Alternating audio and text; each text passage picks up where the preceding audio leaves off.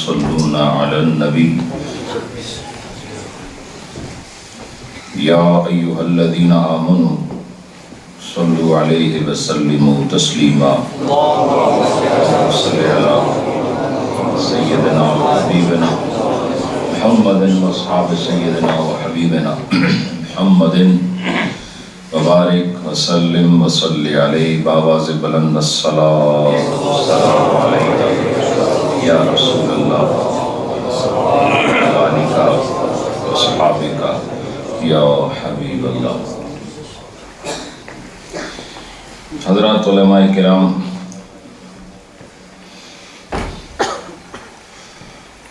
لائق تکریم حاضرین اور حاضرات،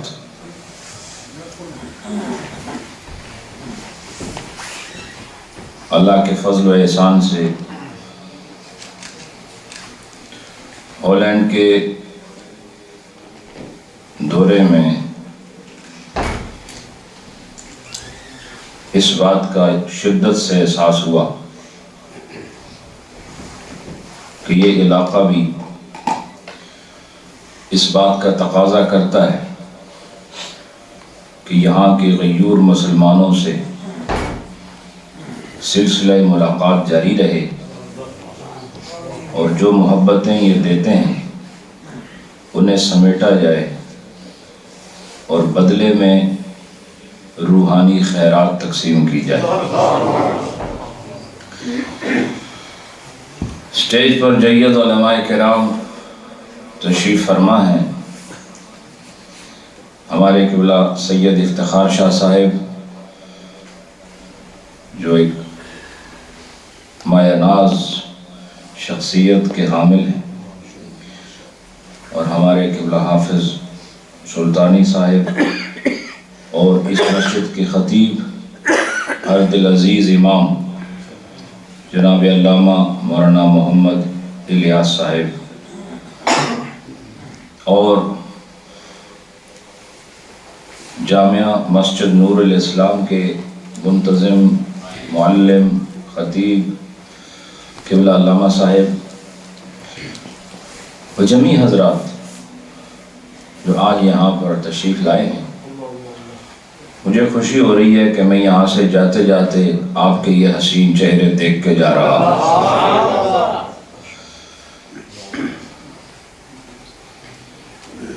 مسلسل سفر ہے اور آج طبیعت بھی کافی ناساز اور کچھ بخار کی شکایت، کچھ دیگر عوارض بھی میرے پیش نظر ہیں، لیکن اس کے باوجود آپ کے یہ حسین چہرے دیکھ کر کچھ نہ کچھ کہنے کو بہرحال جی چاہ رہا ہے۔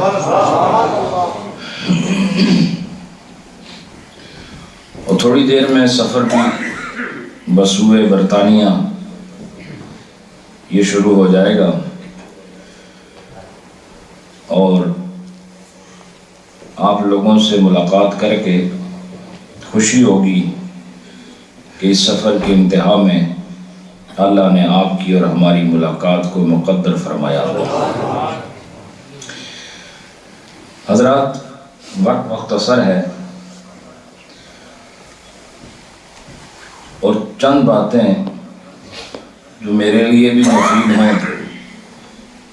اور آپ کو بھی نفع دے جائیں ہو جائیں تو اچھی بات ہے۔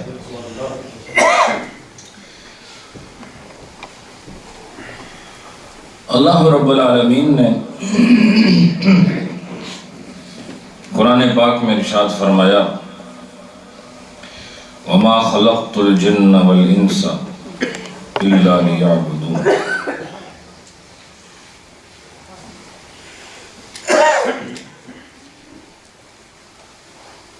اللہ رب العالمین نے تخلیق انسانی کو بیان فرمایا، تخلیق جنات کو بیان فرمایا، لیکن جس چاہت سے، وہ جس رغبت سے اور جس طرح مضمون بنا کر اللہ نے تخلیق انسانی کو مذکور فرمایا، اس طرح کسی دوسری مخلوق کا تذکرہ نہیں فرمایا۔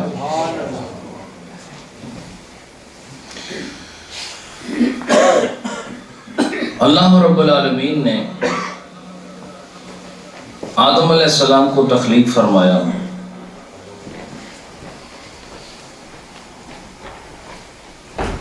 اور آپ کو تخلیق فرمانے کے لیے اللہ نے ایک دور رہنے والی مٹی اور زمین کا انتخاب کیا، اور اس مٹی کو پھر اپنا قرب دے کر انسانی صورت کا ایک پتلا بنایا، اور اللہ نے تخلیق آدم میں اپنا شوق بتانے کے لیے فرمایا کہ وہ آدم جسے خلقت بیدی، جس کو میں نے اپنے دونوں ہاتھوں سے بنایا،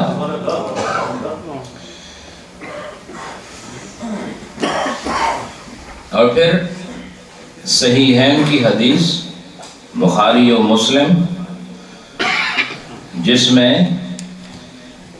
نبی پاک علیہ السلام نے ارشاد فرمایا کہ حضرت آدم علیہ السلام کو اللہ نے اپنی صورت پر پیدا فرمایا۔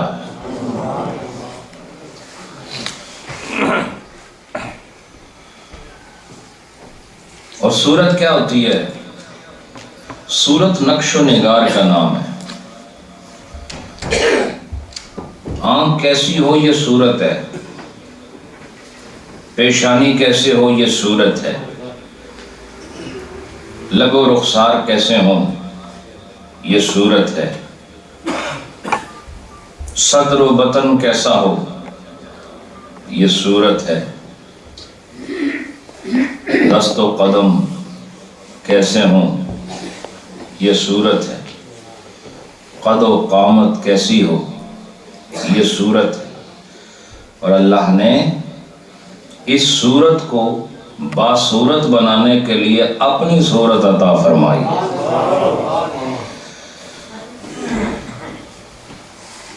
اور اپنے شوق کا اظہار فرمانے کے لیے فرمایا کہ جسے میں نے اپنے دونوں ہاتھوں سے تیار کیا ہے، پیدا کیا ہے۔ اور میں یہ بات کہا کرتا ہوں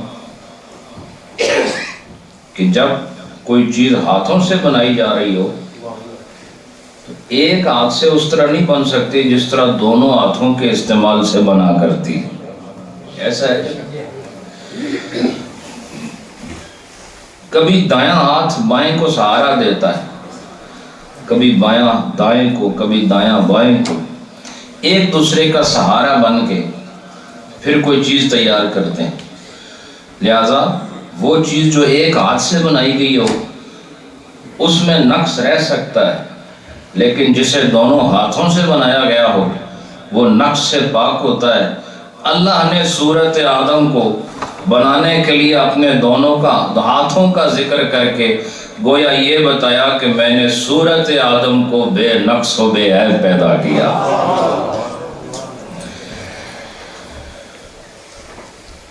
اب صورت تو بن گئی، ناک خوبصورت، آنکھ خوبصورت، لب و رخسار خوبصورت، چہرے کا حالہ خوبصورت، زلف خوبصورت، ہاتھ خوبصورت، سینہ بطن خوبصورت، انگلیاں ناخن خوبصورت، ہر شے خوبصورت بنائی۔ لیکن اس خوبصورت کو پھر جان دینے کا مرحلہ آیا۔ یہ صورت مکمل ہے لیکن ابھی تک بے جان ہے، اور اب اس بے جان صورت کو جان دینی ہے، اور جان دینے کے لیے اللہ نے روح کو پیدا فرمایا، اور روح کو پیدا فرمانے کے بعد اللہ نے قرآن میں اس کا بھی ذکر فرمایا، اور یوں ذکر کیا وَنَفَخْتُ فِيهِ مِن رُوحِي، کہ پھر ہم نے اسی پتلے کے اندر اپنی پسندیدہ روح کو پھونک دیا۔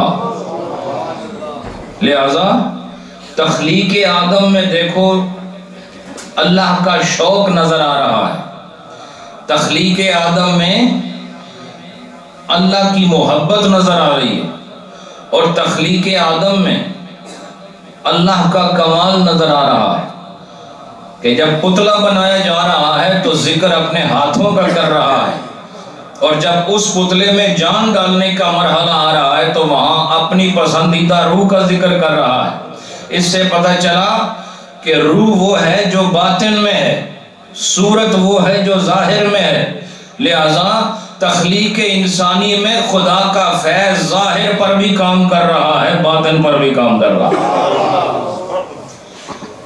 انسان روح کے اعتبار سے بھی شاہکار خداوندی ہے، اور جسم کے اعتبار سے بھی شاہکار خداوندی ہے، اور یہ صورت آدم اللہ نے بنائی، اپنا شوق بتایا۔ پہاڑ کیسے بنائے ذکر نہیں کیا، بس کہا بنا دیے۔ سمندر بنائے کیسے بنائے معلوم نہیں، بس بنا دیے۔ آسمان کو چھت بنا کے بغیر ستونوں کے کھڑا کر دیا، لیکن کیسے یہ ذکر نہ فرمایا۔ اور زمین کو کیسے ہموار کیا، کر دیا، لیکن اس کی تفصیلات کی خبر نہیں۔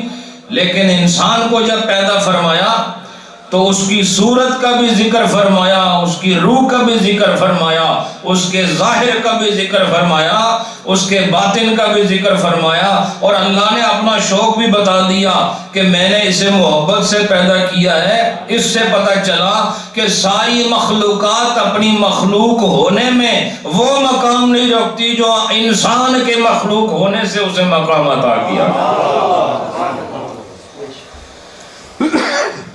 اللہ نے یہ شوق ظاہر فرمایا، اور پہلا انسان وہ بنایا جس کے سر پر اپنی نیابت کا تاج رکھا، اور فرمایا انی جاعل فی الارض خلیفتن، میں زمین میں اپنا ایک خلیفہ بنانے والا ہوں۔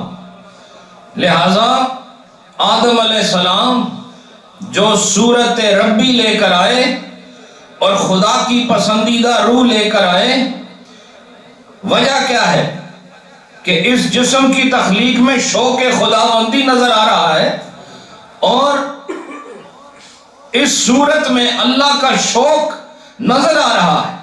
وجہ کیا ہے؟ فرمایا وجہ یہ ہے کہ اس انسان کو میں نے اپنی نیابت عطا فرمائی ہے، اپنی خلافت عطا فرمائی ہے۔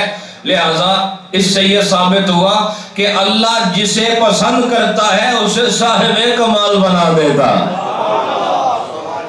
جسے پسند کرے اسے صاحب کمال بنا دیتا ہے۔ اور پھر اس انسان کے ذریعے آپ دیکھیں، انسان کے ذریعے اپنی پہچان کرائی۔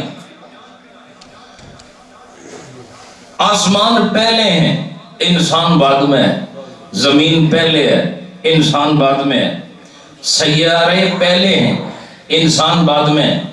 ایسا ہی ہے، بولتے نہیں آپ؟ پانی پہلے ہے، انسان بعد میں ہے، ستارے پہلے ہیں، انسان بعد میں، درخت پہلے ہیں، انسان بعد میں ہے۔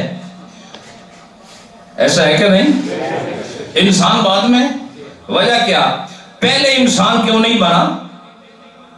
بعد میں یہ چیزیں بن جاتی نہیں۔ پہلے انسان کو بسانے کے لیے اللہ نے جہان کو بسایا، اس کے آنے سے پہلے مکان تیار کیا۔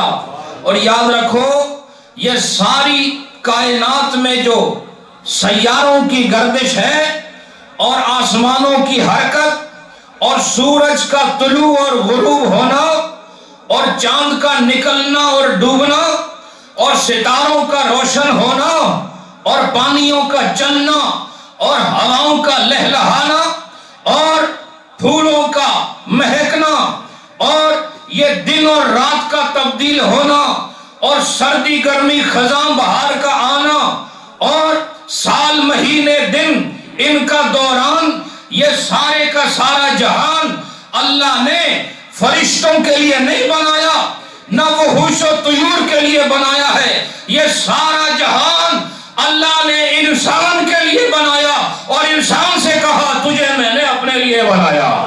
نعرہ تکبیر، نعرہ رسالت، یا رسول اللہ، تو ہمارے لیے ہے۔ اللہ نے درخت کو کیا کرنا ہے، اسے ستاروں کی کیا حاجت ہے؟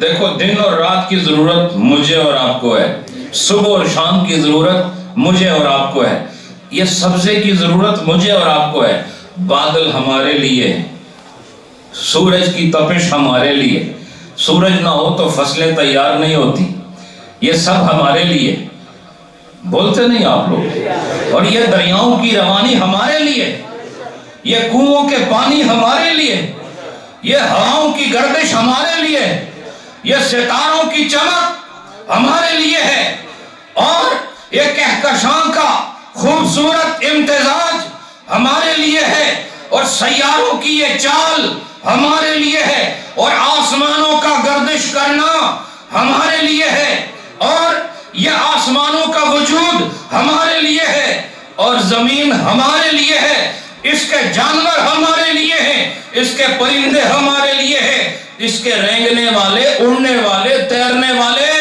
اور وہ جو نوری اور ناری مخلوقات ہیں، یہ ساری کی ساری انسان کا تعارف ہے، انسان کا مقصد ساری مخلوقات میں جدا گانا ہے، اور اس کی وجہ یہ ہے ساری مخلوق پہلے بنائی ہے، انسان کے بعد اللہ نے کوئی نئی مخلوق تیار نہیں فرمائی، انسان آخری مخلوق ہے، اور یاد رکھو خدا نے اپنا آخری شاہکار، اپنا مقصود اور اپنا محبوب انسان کو بنایا ہے، لہذا ساری کائنات اے انسان تیرے پیچھے چل رہی ہے، اور تو آگے آگے اپنی رب کی طرف چل رہا۔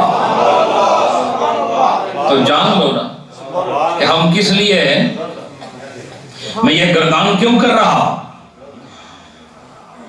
میں یہ کواکب اور نجوم کے تذکرے کیوں کر رہا ہوں، اور میں یہ شمس و قمر کی گردشوں کا حال کیوں بیان کر رہا ہوں، اور میں ان پانیوں کا ہوتا ہوا طواف کیوں آپ کو بتا رہا ہوں، یہ گردش میں رہنے والی ہوائیں ان کا ذکر کیوں کر رہا، اس لیے تاکہ تمہیں پتہ تو چلے کہ تم ہو کون۔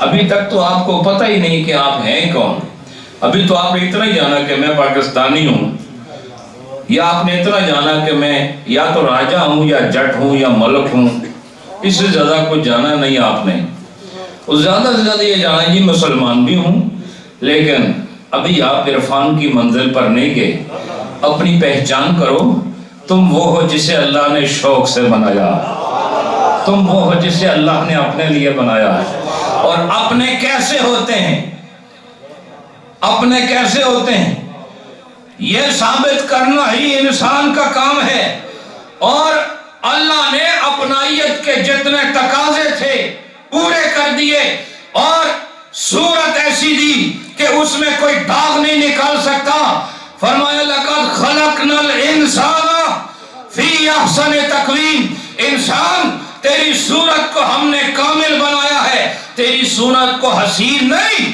احسن بنایا ہے، سارے جہان کے حسن کو اکٹھا کرو، کیا نوری مخلوق، کیا ناری مخلوق، کیا ہوائی فضائی آبی اور سماوی مخلوق، یہ ساروں کا حسن ایک طرف ہے، اور انسان تیرا حسن ایک طرف ہے، کیوں؟ یہ سارے کے ساری صورتیں اللہ نے اپنی صورت پر نہیں بنائی ہے، جب اللہ نے اپنی صورت مخلوق میں کسی کو دی ہے، نہ فرشتے کو دی ہے، نہ جن کو دی ہے، نہ اڑنے والے کو دی ہے، نہ رینگنے والے کو دی ہے، یہ صورت اللہ نے اپنے بندے کو عطا فرمائی۔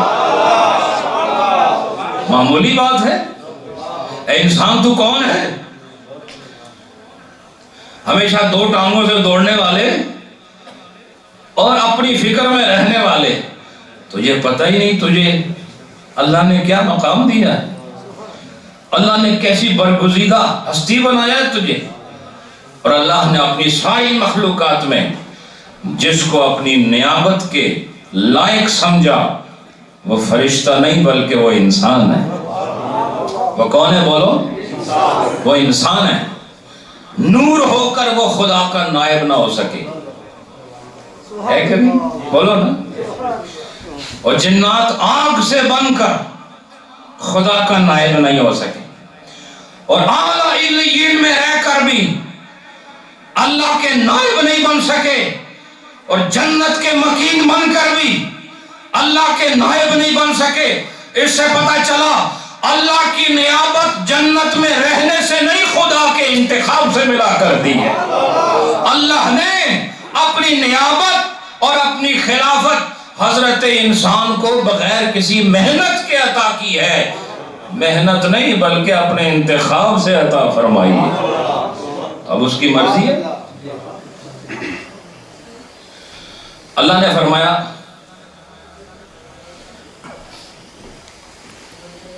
افحسبتم انما خلقناکم عبثا، کیا تم نے یہ گمان کیا ہوا کہ ہم نے تم کو ایسے ویسے ہی پیدا کر دیا؟ دیکھو اللہ آپ کی تخلیق کے بارے میں بات کر رہے ہیں. ہم نے تمہیں فضول میں پیدا کر دیا، ہم نے تمہیں ویسے ہی پیدا کر دیا. اللہ تو بغیر مقصد کے ایک چونٹی بھی نہیں پیدا کرتا. تو انسان ہے جی. اب ویسے سب کو یاد ہے ہم اشرف المخلوقات ہیں، لیکن یہ نہیں پتا کہ اللہ کے ساتھ تعلقات کیا ہے. اشرف المخلوقات ہونے کا مطلب اس کے ساتھ تعلقات کا ہونا ہے. اور یہ تعلق کی بنا پر شرف کمال ملا. اللہ کے ساتھ اتصال کی وجہ سے یہ مقام ملا ہے. تو اللہ رب العالمین نے دیکھو فرشتوں نے بھی کہا تھا کیوں پیدا کرتے ہیں؟ نحن نسبح بحمدک ونقدس لک. اللہ ہم جو تیری پاکی بیان کر رہے ہیں، ہم جو تیری تسبیح پڑھ رہے ہیں، تو پھر تو اللہ نے فرمایا انی عالم ما لا تعلمون. جو میں نو پتا ہے وہ تانوں کوئی نہیں پتا. جو میں جانتا ہوں وہ تم نہیں جانتے.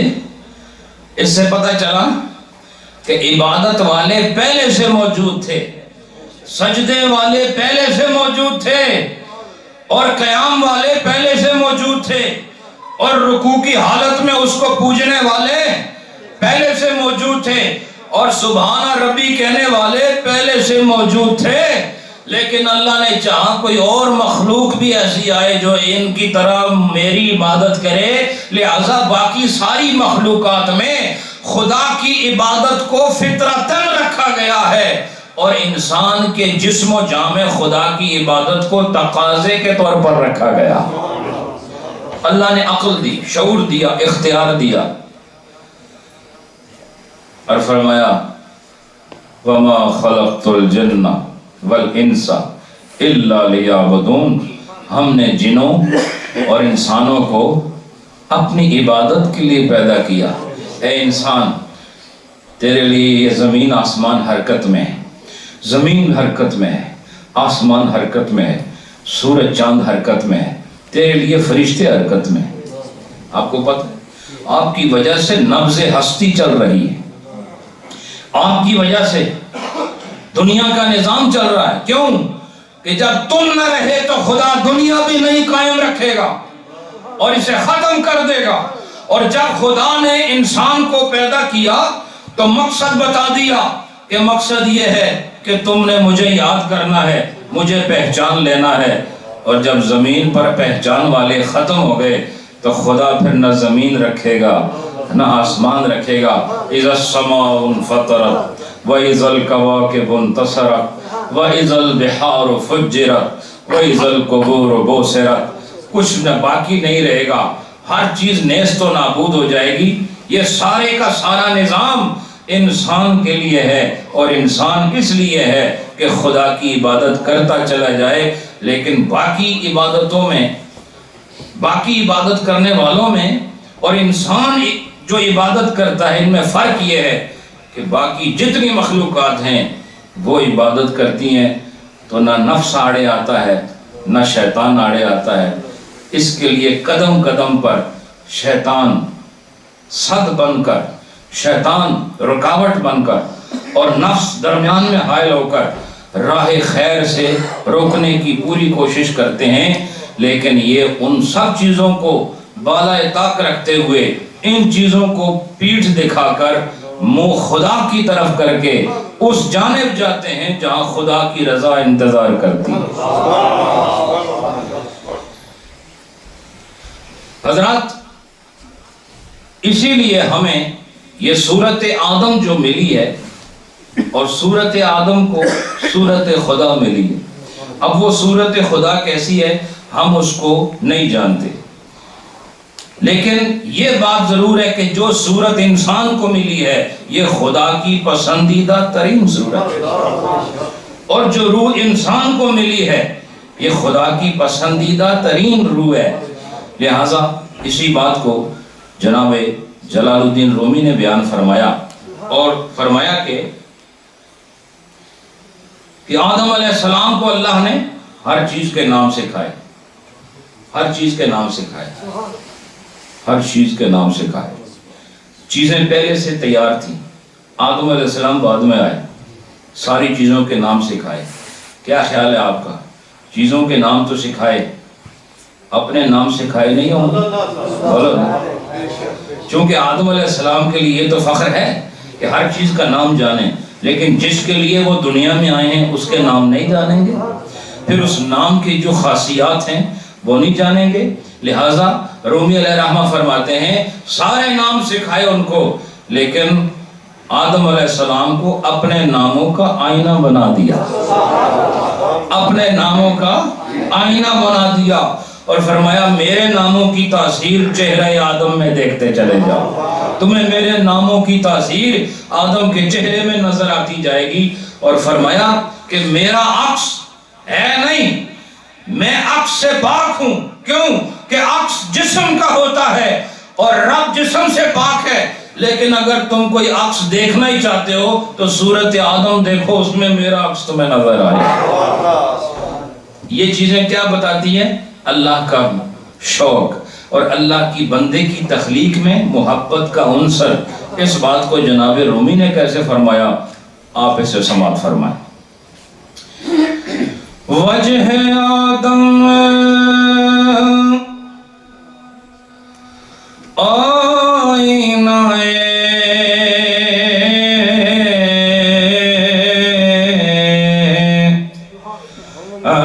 اسما کند،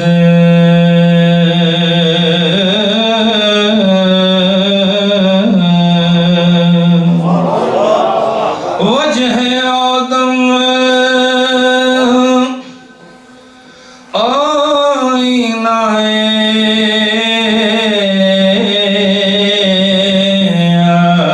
اسما کند،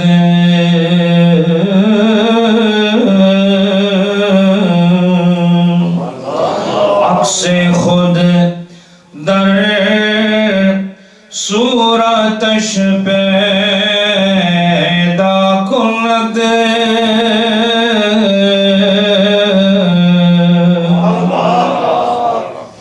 وجہ آدم آئینہ اسما کند۔ آدم علیہ السلام کا جو چہرہ ہے اللہ نے اسے اپنے ناموں کا آئینہ بنایا، یعنی اسماء الہیہ کا آئینہ وجہ آدم ہے۔ اور پھر فرمایا کہ جب اسی چہرے میں اللہ کے ناموں کی تاثیر نظر آ رہی ہے تو صورت خدا کا عکس بھی اسی چہرے میں نظر آ رہا۔ حضرات، وقت چکے نہیں ہے اور مجھے تو آہستہ آہستہ ذوق بڑھ رہا ہے جی۔ میری ایک پرواز بعد میں ہے، لیکن اس وقت بھی میں ایک پرواز میں ہی ہوں، سمجھ آئی کہ نہیں؟ اس وقت یہ پرواز بڑی پاکیزہ منزل کی طرف رواں دواں۔ یہ جو پرواز بعد میں ہوگی یہ زمین سے زمین کی پرواز ہے، لیکن اس وقت روح کی محبت والی پرواز، اس کا رخ خدا کی طرف ہے، بارگاہ مصطفیٰ کی طرف۔ اب اس پرواز کو کیسے چھوڑیں؟ لیکن دنیا دنیا دنیا یہ بیڑی بن کے بہرحال پاؤں میں آ جاتی ہے اور رفتار روک لیتی ہے۔ حضرات، جناب رومی فرماتے ہیں میں بہت ساری چیزیں چھوڑ کر بس انتہائی نقطے کی طرف جا رہا ہوں. فرماتے ہیں جب یہ پتہ چل گیا کہ تو کس لیے بنا ہے, یہ تو پتہ چلا نا کہ کس کے لیے بنا ہے. بولو سارے, کس کے لیے بنے ہیں؟ سارے بولو ذرا, تسی سارے کدے واسطے بنے ہو؟ اللہ کے لیے. اچھا, کس کے لیے بنے ہو وہ تو پتہ چل گیا, کس لیے بنے ہو؟ جی, عبادت کے لیے. اس سے پتہ چلا کہ ایک چیز کی تخلیق سے دو چیزیں ثابت ہوتی ہیں. علماء کرام کی توجہ, جب ایک چیز کو بنایا جائے تو دو چیزیں ثابت ہوتی ہیں, ایک ملکیت ثابت ہوتی ہے, دوسرا مقصدیت ثابت ہوتی ہے. جب بھی کوئی چیز بناؤ گے ملکیت حاصل ہوگی, اور دوسرا جو بھی چیز بناؤ گے بغیر مقصد کے کوئی بناتا ہی نہیں. مجھے دنیا میں آپ جو لوگ کام کرتے ہو, فیکٹریوں میں کام کرتے ہو, کہیں رضائیاں بنتی ہیں, کہیں تکیے بنتے ہیں, کہیں پرزے بنتے ہیں, بتاؤ یہ جو کچھ آپ بناتے ہیں جو بناتا ہے اسی کا ہوتا ہے, بولو نا. اور پھر جب بناتا ہے اس کا کوئی مقصد بھی ہوتا ہے یا ویسے بنا کے پھینک دیتا ہے؟ بولو نا. تو اللہ نے تمہیں بنایا اپنے لیے, اور بلا مقصد تو نہیں بنایا, کوئی مقصد لے کے بنایا ہے.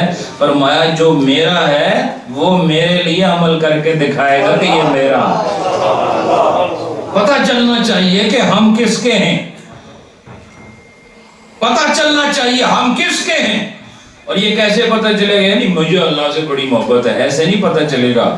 یہ کردار بولے گا, یہ آپ کی رفتار بولے گی, یہ آپ کے صبح و شام کے اعمال بولیں گے, یہ آپ کی نیت بولے گی, آپ کا اخلاص بولے گا. تو رومی علیہ الرحمہ فرماتے ہیں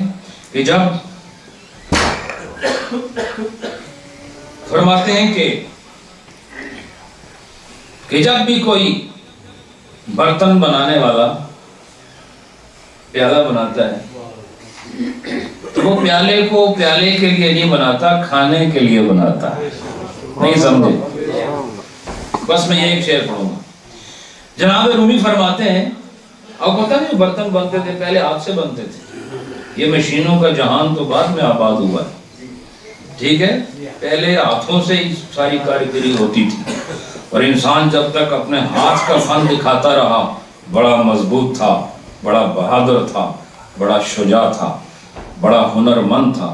اب اس کی زندگی مشینوں کی جیسی ہو گئی ہے جی.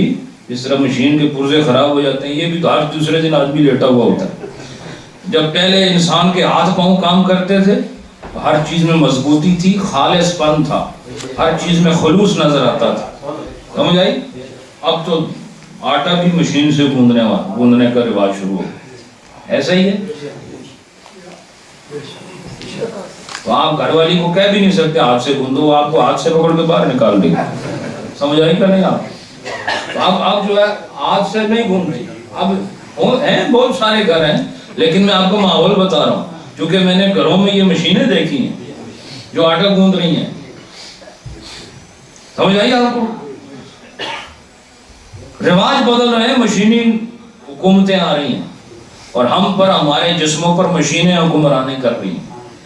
اسی لیے ہماری زندگی بھی بالکل مشینوں کی طرح ہو گئی ہے. احساس ختم ہو گئے ہیں, رشتوں کی قدر چلی گئی ہے, وہ تڑپ ختم ہو گئی ہے, وہ ایک دوسرے کی درد میں آہ و بکا ختم ہو گئی ہے, وہ دوسرے کی خوشی کو خوشی بنانا ختم ہو گیا, دوسرے کے غم کو غم سمجھنا ختم ہو گیا. خون کی رنگت میں فرق آ رہا ہے. حضرات, مقصد یہ ہے کہ جس چیز کو جس مقصد کے لیے بنایا جائے اس کو وہ مقصد پورا کرنا چاہیے. رومی علیہ الرحمہ فرماتے ہیں کوزہ گر اور کاسا گر, وہ جو کوزہ بنانے والے, برتن بنانے والے جو برتن بناتے ہیں تو وہ برتن کو اس لیے نہیں بناتے کہ برتن بن جائے, بلکہ برتن کو کھانے یا پینے کے لیے بناتے. اگر وہ برتن وہ کام نہ کرے تو ویسے برتن کوئی نہیں بناتا. اگر اس میں وہ کام نہ ہو جس کے لیے اس کو بنایا گیا ہے. اس میں بتانا کیا چاہتے ہیں انسان, تجھے افحسبتم انما خلقناکم عبثا, کیا تم سمجھتے ہو ہم نے تمہیں ویسے ہی بنا دیا ہے؟ نہیں، تمہیں ہم نے اپنے لیے بنایا اور اپنی عبادت کے لیے بنایا ہے، یہی تمہارے آنے کا مقصد ہے۔ لہٰذا جس طرح وہ برتن جس سے پینا ممکن نہ رہے اور اس کے کنارے ٹوٹ جائیں اور پانی اس میں نہ ڈالا جا سکے، وہ برتن باہر پھینک دیا جاتا ہے، اور جو لباس پھٹ جائے اسے بھی باہر پھینک دیا جاتا ہے، اور اسی طرح وہ چیزیں جو کارآمد ہوتی ہیں اگر جب تک کام کرتی ہیں انہیں سینے سے لگایا جاتا ہے، اور جب وہ اپنا کام چھوڑ دے تو انہیں پھینک دیا جاتا ہے۔ یہ خدا کا کرم نہیں کہ ہم مقصد پورا کر ہی نہیں رہے، پھر بھی اللہ نے عزتوں میں رکھا ہوا، لباس بھی دے رہا ہے، خوراک بھی دے رہا ہے، پینے کے لیے اعلیٰ مشروبات دے رہا ہے، زندگی گزارنے کے لیے اعلیٰ مکان دے رہا ہے، اور صبح و شام روشنی دے رہا ہے، راتیں دن دے رہا ہے، اولادیں دے رہا ہے، کھانے کے لیے رزق دے رہا ہے، اوڑھنے بچھونے کا پورا اہتمام موجود ہے، اور آپ خود اپنی بنائی ہوئی چیز کو بھی جب وہ کام چھوڑ دیں تو اپنے گھر میں نہیں رکھتے۔ اس سے پتہ چلا کہ آپ اپنی جان کے اتنے وفادار نہیں جتنا خدا آپ سے وفا کر رہا ہے، کہ مقصد پورا نہیں ہو رہا۔ یہ مشین، انسانی مشین جو گاڑی نہ چلے، آپ کبھی اس کو اپنے گیراج میں کھڑا کر نہیں ادھر ہی رہیں گے ساری عمر، جہاں اس کی قبر بنائیں گے، بولو نا۔ جو گاڑی کام نہ کرے آپ اس کو ہٹا دیتے ہیں اپنے گیراج سے، اور اپنے گھر کے سامنے کھڑے بھی نہیں ہونے دیتے، کیونکہ اس کے چلنے کا کام ہے، سفر کرنے کا کام ہے، یہ نہیں کر سکتی، لہذا اٹھا کے پریں پھینکو۔ تو رومی علیہ رحمہ یہی فرمانا چاہتے ہیں کہ گاڑی کو کبھی گاڑی کے لیے نہیں بنایا جاتا بلکہ سفر کے لیے بنایا جاتا ہے۔ گاڑی کو کس لیے بنایا جاتا ہے؟ اگر وہ سفر نہ کر سکے تو پھر وہ گاڑی نہیں، پھر وہ گاڑی نہیں۔ اور انسان اگر عبادت نہ کر سکے تو پھر وہ انسان نہیں۔ انسان کو انسان بننے کے لیے صرف صورت سے نہیں، سیرت سے بھی کام لینا۔ یہ آپ ایک شعر سماعت فرمائیں، ذرا درود شریف پڑھ لیا، الصلاۃ والسلام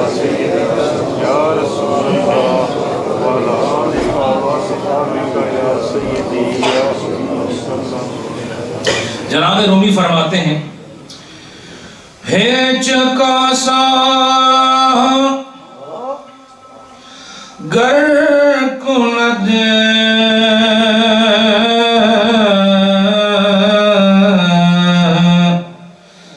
کاسا تمام،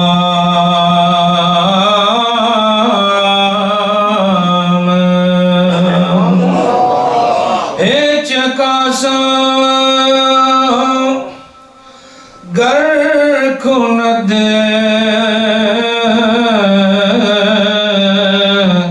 کاسا تمام،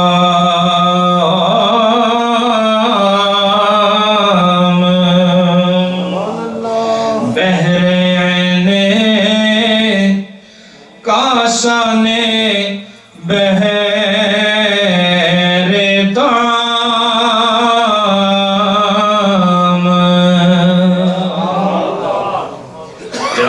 فرماتے ہیں، ایج کاسا گر کند کاسا تمام، بہر عین کاسا نے بہر طعام۔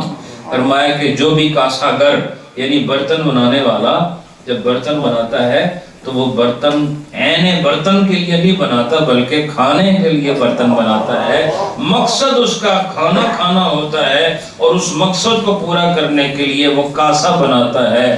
مقصد خدا کا ہے کہ تو عبادت کر، اور یہ کام پورا کرنے کے لیے اللہ نے تجھے بنا دیا۔ تو آج کے بعد آپ کو پتا ہونا چاہیے کہ میں اور آپ کس لیے آئے ہیں۔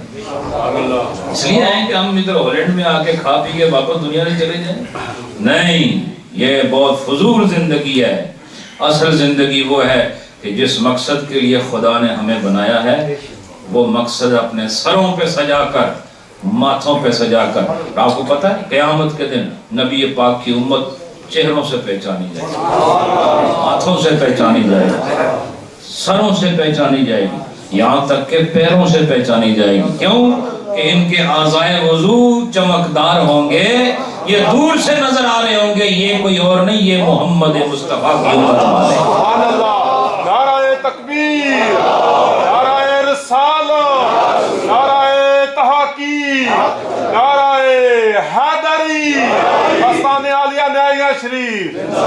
حضرات، میں نے آپ کو جو فکر دینی تھی ایک آستانے کے جہان سے بطرز روحانی پیش کر دی ہے۔ بس آج کے بعد اپنے آپ کو، کوئی کہتا ہے نا میری عزت کم ہے، فلاں کا مقام زیادہ ہے، نہیں، تجھے اللہ نے بنایا ہے، تو کون ہے؟ یہاں کوئی بھی کمتر نہیں، میں اللہ کی قسم کھا کے کہتا ہوں، یہاں جتنے بیٹھے ہو تم سب میرے رب کے بنائے ہوئے ہو، تم سے قیمتی کون ہے؟ یہ ساری دنیا میں آسمانوں کی گردش تمہاری وجہ سے ہے، دریاؤں کا چلنا تمہاری وجہ سے ہے، تم عام مخلوق نہیں ہو، تمہیں اللہ نے اپنی پسند سے پیدا کیا ہے۔ بس صرف اس بات کو دل میں بیدار کر لو کہ جس کام کے لیے خدا نے تمہیں پیدا کیا ہے وہ کام مکمل کر کے جاؤ، تاکہ دنیا سے جاؤ تو فرشتے تمہارا استقبال کریں۔ یہ صرف گوشت اور ہڈیاں ہمارے پاس نہیں آ رہی، بلکہ خدا کا بندہ ہمارے پاس آ رہا ہے۔ ایسی زندگی گزارو کہ موت بھی تم پہ فخر کرے، اور ایسی موت اختیار کرو کہ زندگی بھی اس موت کی حسرت کرے، اور ایسا جینا سیکھو کہ تمہارا جینا باقیوں کے لیے مثال بن جائے۔ ہمارے لیے بحیثیت مسلمان جینا سب سے آسان طریقہ، آپ کو پتہ ہے ہمارا مذہب اللہ نے ہماری فطرت کے مطابق تیار فرمایا۔ ایسا نہیں ہے کہ ہمارا مزاج کچھ اور ہے اور ہمارا دین کچھ اور ہے۔ یہ جو لوگ نمازیں پڑھ رہے ہو، بولو نماز پڑھنے میں لطف ہے یا نہ پڑھنے میں لطف ہے؟ اب جو لوگ پڑھتے نہیں انہوں نے مزہ چکھا ہی نہیں، انہیں کیا پتہ ہے نماز کیا ہوتا ہے؟ بھئی جنہیں کہتے ہیں بریانی کھاتی ہی نہ ہوئے، انہوں کیا پتہ بریانی کیوں ہوتی ہے؟ اس کو تو دال میں ہی ہمیشہ مزہ آئے گا، نہیں سمجھ آئی آپ؟ لہٰذا جس نے کبھی بریانی کھائی نہیں وہ کہے گا پتہ نہیں اس کا رنگ بڑا عجیب ہے، کھانے سے اتنا زبان جل جائے ہیں جی، اور پیٹ کا نظام تباہ ہو جائے اور بالکل زندگی ختم ہو جائے۔ ہم کہتے ہیں نہیں، تم نے ابھی اس کا ذائقہ چکھا نہیں ہے، اور جو اسے چکھ لیتا ہے پھر ساری عمر چھوڑتا نہیں۔ ایسے لیے نبی پاک علیہ السلام جو شریعت لے کر آئے ہیں، جب تک آپ نے اس کو گلے لگایا نہیں یہ آپ کو پرائی لگتی ہے اور مشکل لگتی ہے، اور جیسے ہی اسے سینے سے لگایا آپ کو یقین ہو جاتا ہے یہ تو ہے ہی میری، اللہ نے میرے لیے ہی بھیجا ہے۔ ایسا ہے کہ نہیں؟ جو مسلسل زکاتیں دے رہے ہیں ان کے لیے زکات دینا کوئی مشکل بات نہیں، جو مسلسل نمازیں پڑھتے ہیں ان کے لیے نماز پڑھنا کوئی مشکل بات نہیں، جو ہر سال روزے رکھتے ہیں ان کے لیے روزہ رکھنا کوئی مشکل بات نہیں، اور جن کو پتہ ہی نہ ہو کہے کہ بھوکا رہنا ہے۔ آپ نے صرف کھانا کھانے کا مزہ دیکھا ہے، ابھی بھوک کا مزہ نہیں دیکھا آپ نے، ابھی بندگی کا آپ نے کیا مزہ چکھا ہے؟ اور ہمیشہ پیٹ بھر کے کھا پی کے ہر وقت جینا، یاد رکھو یہ جانوروں کی زندگی ہے۔ انسان کی زندگی پابندی ہے۔ اور میں آخری بات کر رہا ہوں، وقت بہت زیادہ ہو گیا، اور آخری بات یہ ہے کہ یہ جہان قید ہے۔ یہ کیا ہے؟ قید ہے، اور یہ میں اپنی طرف سے نہیں کہہ رہا، میرے نبی نے بتایا یہ دنیا قید ہے، ہر ایک کے لیے نہیں، اس کے لیے جو خدا کا بندہ ہے۔ یہ باقی عجیب حکمت ہے کہ جو اپنے ہیں انہیں قید میں رکھا ہے، اپنوں کو قید میں رکھا ہے۔ فَإِنَّ مَعَ الْعُسْرِ، پہلے عسر کو رکھا، اور عسر قید ہے، اور عسر کے بعد یسر ہے، اور وہ اگلا جہان ہے۔ فرمایا ادھر قید برداشت کر لے، آزادی ہمارے پاس بہت بڑی تیرے لیے۔ دنیا میں رہ کر آزادی کیا کرنی ہے؟ آزادی ہم اللہ کی بارگاہ میں جا کے حاصل کریں گے، لہٰذا قید میں رہنا اچھا ہے۔ آپ کو پتہ ہے قیدی محفوظ ہوتا ہے، جیل ہوئے ہونا تو محفوظ سمجھے نہیں اسی گل اے جڑے جیلاں وچ نے انہاں کولوں باہر والے بھی محفوظ ہیں تے خود بھی محفوظ ہیں، نہیں سمجھائی تو بے شک باہر والے بھی محفوظ تھے، آپ خود بھی محفوظ، لہذا جیل میں رہنے سے اطمینان ہوتا ہے۔ جس آدمی نے قتل کیا ہو تو وہ ڈرتا ہے نا میں نے جس کو مارا ہے اس کا کوئی بندہ مجھے نہ مار دے، تو اٹھا کے اس کو قید میں ڈال دیا، اب اسے کوئی خطرہ نہیں۔ لہذا مومن کو بھی یہ بتا دیا تیرے ارد گرد ہم نے قرآن و سنت کی قید رکھی ہے، اور یاد رکھ تیرے آگے قرآن ہو، تیرے پیچھے فرمان رسول ہو، اس قید میں تو محفوظ رہے گا، اور جو اس کے اندر رہا وہ قبر میں محفوظ، وہ حشر میں محفوظ۔ سمجھ آئی آپ؟ یہ ہے روحانی زندگی، یہ ہے ایمانی زندگی۔ اللہ تانوں بھی ایمان نصیب کرے، تانوں بھی نصیب کرے کہ جدے واسطے اسی اتنے آئے ہیں خدا ساڑھے کو پورا کراوے، اور جو اسی ستے ہوئے ہیں تو سانو اللہ بیداری نصیب کرے۔ تھوڑا ذکر اس کے بعد دعا، پھر میں آپ سے رخصت ہو رہا ہوں۔ کلمہ شریف کا ذکر ہوگا، خود کے ساتھ کوئی خاموش نہ رہے۔ لا الہ الا اللہ، لا الہ الا اللہ،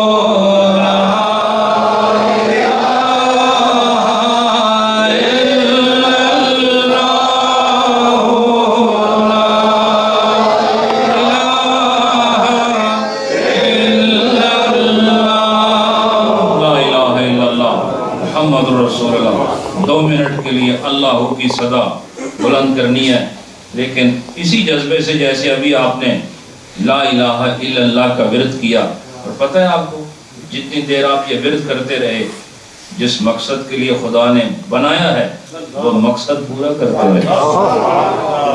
ہم جس کے بندے ہیں ہمارے زبان سے ثابت ہونا چاہیے کہ ہم اسی کے بندے ہیں، اور اس کے بندے ہونے کی دلیل یہ ہے کہ ہماری زبان سے اس کا ذکر جاری ہے۔ من احب شیئا اکثر ذکرہ، جو جس سے محبت کرتا ہے یا جو جس شے سے محبت کرتا ہے وہ اکثر اس کا ذکر کرتا ہے، یا کثرت سے اس کا ذکر کرتا ہے، یا سب سے زیادہ اس کا ذکر کرتا ہے۔ جتنے ترجمے ہو سکتے تھے سب کر دیے۔ سمجھ آئی آپ؟ اس لیے اللہ کی صدا بلند کرنے سے ایک تو غفلت دور ہوتی ہے، دل کا زنگ دور ہوتا ہے،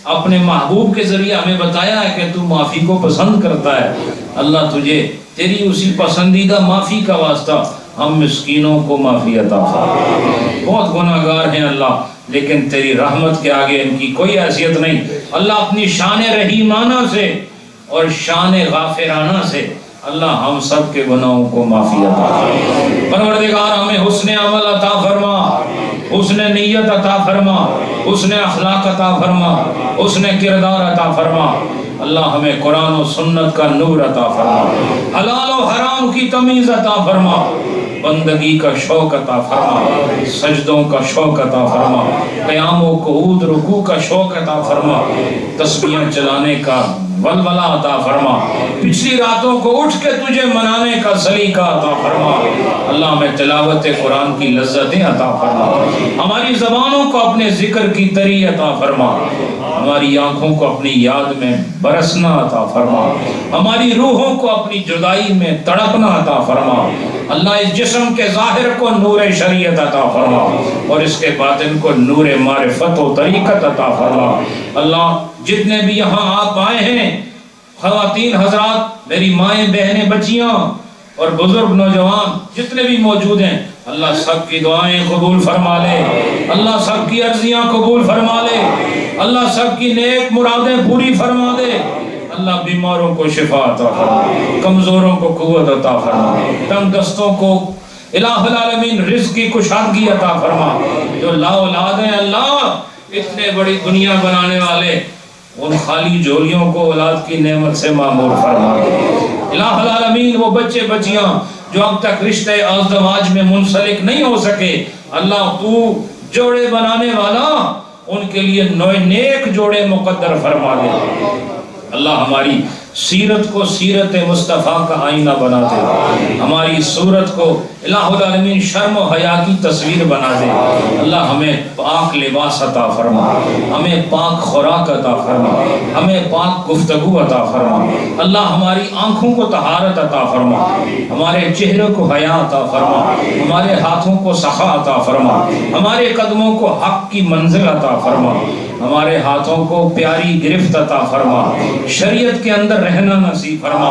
اللہ اس قید ایمانی میں رہ کر بندگی کا ذوق ہر کس و ناکس کو عطا فرما، اس ملک میں رہتے ہوئے اپنے ایمانی سرحدوں کی حفاظت عطا فرما۔ اللہ ہماری اولادیں جو ہمارا خون اور جن سے ہمارا نسب آگے چل رہا ہے، اللہ ان کے اندر قیامت تک کوئی کافر پیدا نہ فرمانا، اور ان کے ذریعے سے اللہ اس زمین پر پرچم اسلام کو سر بلندی عطا فرما۔